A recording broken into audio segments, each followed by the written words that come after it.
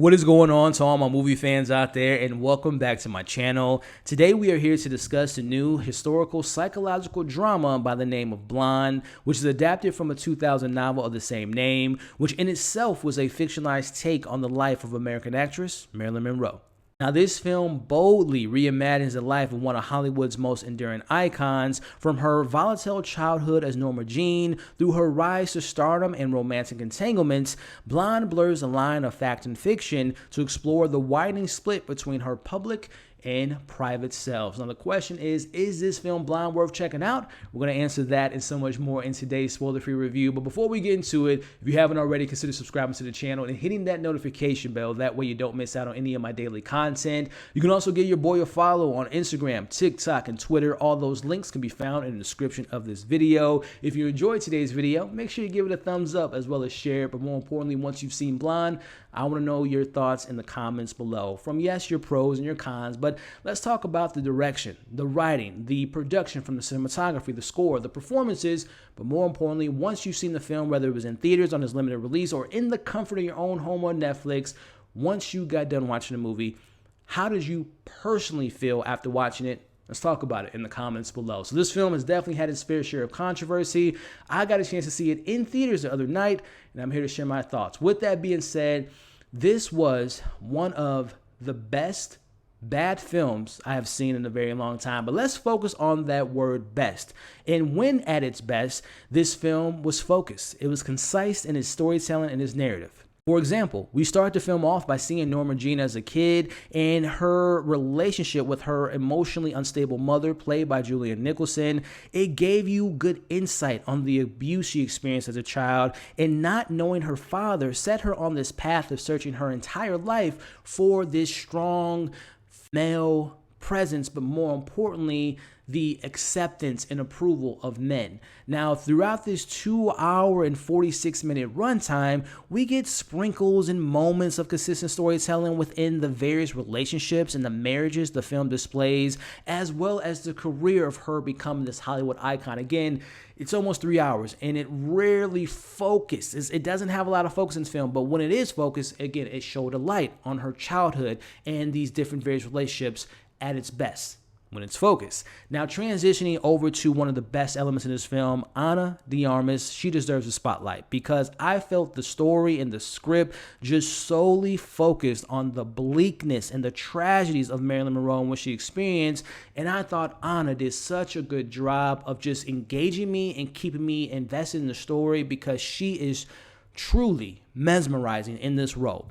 Now, I have seen my fair share of Marilyn Monroe films and various different interviews, and I thought Ana did a good job of emulating the mannerisms, the smile, the stop everything you're doing to look at this icon by the name of Marilyn Monroe. And it's in the nuance in her performance, because again, this story, y'all, it is bleak, it is sad, it is tragic, it's brutal, but there are glimmers of hopes with the performance that Ana gives you. She was absolutely fantastic. Now, speaking of performances, and in particular the supporting cast, I thought everyone did a good job. But for me, Adrien Brody as Arthur Miller, who is Marilyn's third husband, I thought that he was a standout. Their scenes of falling in love and them on the beach, to me, was so beautiful. And it's not a lot of beautiful moments in this film, but again, that moment with her and Adrien Brody, to me, was one of the best standouts in regards to the supporting cast. Now, transitioning to the actual filmmaking and the cinematography, it's bold, it's experimental, as well as unique and interesting in the way that they use the black and white and switching the aspect ratios kept me engaged, because I am someone that appreciates good production, and I thought the production and recreated in the golden age of cinema, I thought they did a good job in all those elements. Again, it's bold, and some of the choices don't work, but for the most part, it's very creative, and I appreciate that element. But going into the score, which I also thought created this dreamlike feeling, especially when the film is like almost transitioning into almost a horror movie. So again, the production, really well done. I would describe this film as a beautiful mess. It's time to talk about the mess and talk about the parts of the film that didn't work for me. Now, I thought this film seemed to only want to focus on the audience looking into the sadness and the depression and the tragedies that this actress, Marilyn Monroe, went through. Again, this is based on a novel, which was fictionalized and heightened and obviously meant to give you a certain experience. And that experience is bleak, and it rarely shows you what was it besides her beauty. And obviously the film shows you how she was sexualized and consumed by men and used by men, but what about the other side? What about what made her so in demand, the charisma, the charm, the happy moments of the relationships? It rarely showed you that. This film is just solely showing you how bleak and sad and tragic. And I know the director came out a few months ago and said, I want you to feel how tragic this is, but you can also execute that in a different manner. Now, transitioning into just putting this out there, this film is rated NC-17, and I want to warn you all, if you're uncomfortable by nudity, by sex scenes, this film does not shy away from any of that. And I say all that to say this: I would have been okay if the film would have did the job of just implying what was happening versus showing us what was happening. I thought it would have been a better experience if it would have took that route. Now, getting into the lack of focus of this film, it's all over the place narratively. It would shift and move from things from different elements in her life, and you never really felt like it was complete in trying to accomplish what it was trying to say in the different parts that it was transitioning over to. This felt like little vignettes of an insight of this relationship, of this particular movie she was on, and it would just cut. It felt very disjointed in the way that it would tell its storytelling. Again, it lacked a lot of focus.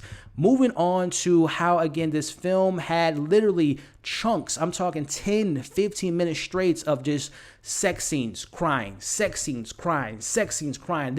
I've never seen an actress cry so much on screen. Again, I applaud Ana de Armas because there is not a lot she's given besides just being sad. It's in the nuance of the performance. But again, this film felt like almost a TikTok montage of just bleakness in its narrative. Now, I did praise the production. There were some editing choices that I found to be very baffling. Like, it felt like I was watching like a TV show because they would like fade to black and then transition to like 2 years later. It was just very, again, disjointed and very jarring within the way that they told this story. And lastly, I want to mention, I mentioned that this film is 2 hours and 46 minutes. I'm going to tell y'all right now, it did not need to be that long, especially the way the film ends. So those are my pros, those are my cons. Before I give you my score, my overall thoughts, if you're still here at this point in the review, I appreciate you. Just a friendly reminder to like, share, comment, and subscribe, and hit that notification bell. Overall, I would describe Blonde as a drama, a horror film, a thriller that's messy, convoluted, but also beautiful at times, with its direction being both masterful and confusing. Now, Ana de Armas' performance is immaculate, and the production of recreating that time period was flawless.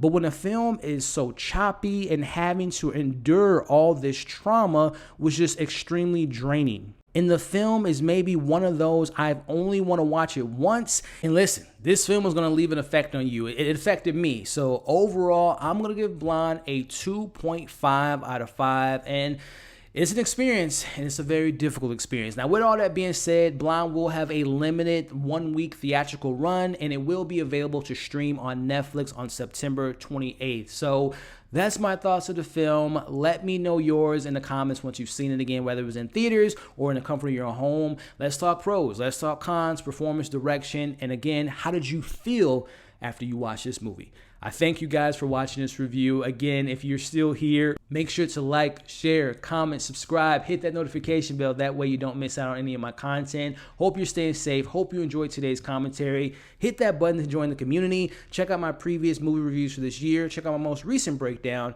and we'll catch you all on the next video.